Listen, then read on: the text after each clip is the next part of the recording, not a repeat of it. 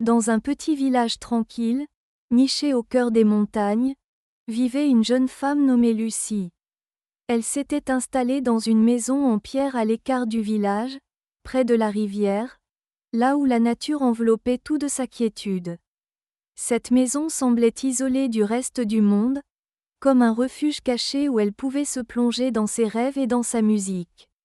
Lucie avait choisi cet endroit car elle aimait la solitude, les longs silences remplis du murmure de l'eau et du souffle léger du vent dans les arbres.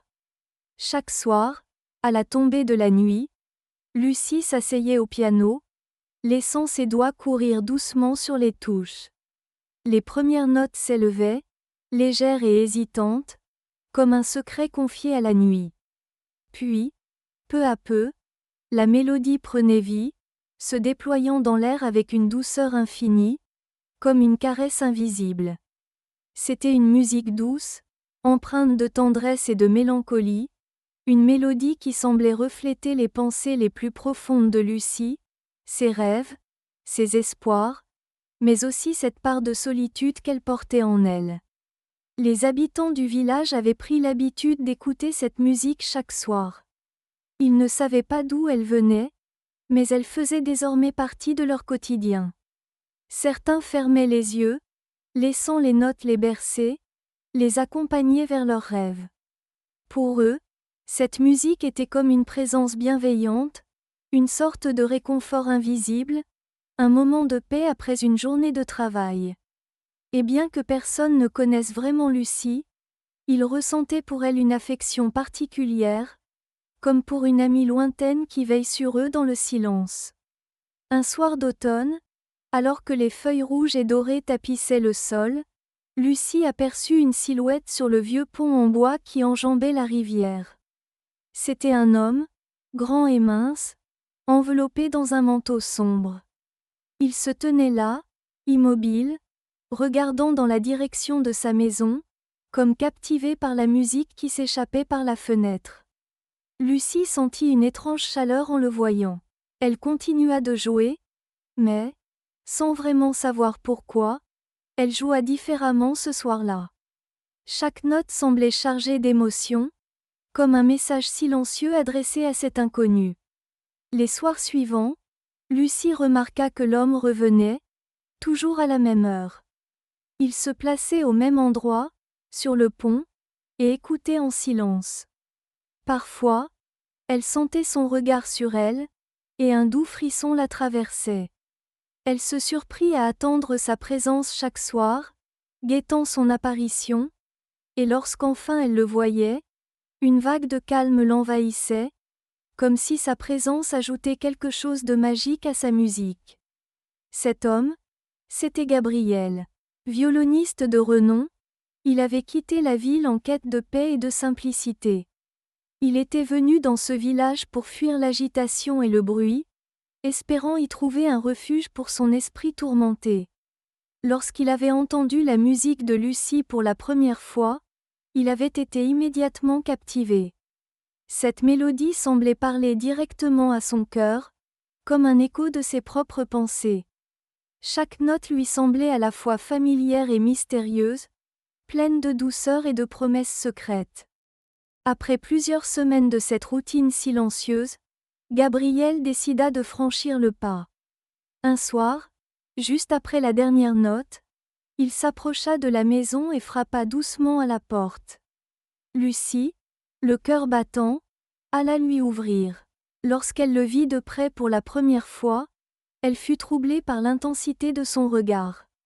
Ses yeux sombres semblaient lui parler sans un mot, comme s'ils contenaient toute une histoire qu'il gardait cachée. « Bonsoir », murmura Gabriel d'une voix douce. « Je m'appelle Gabriel. J'écoute votre musique depuis des semaines, et je voulais vous remercier. Elle est magnifique, elle a une âme. » Lucie resta silencieuse un instant, touchée par la sincérité de ses paroles.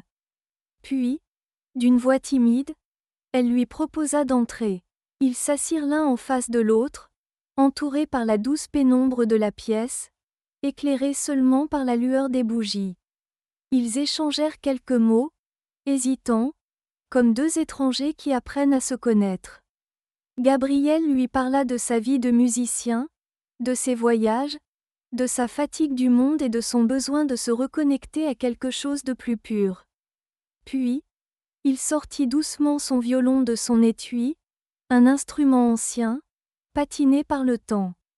Lucie observa les gestes délicats de Gabriel, et lorsqu'il posa l'archet sur les cordes, elle sentit un frisson la parcourir.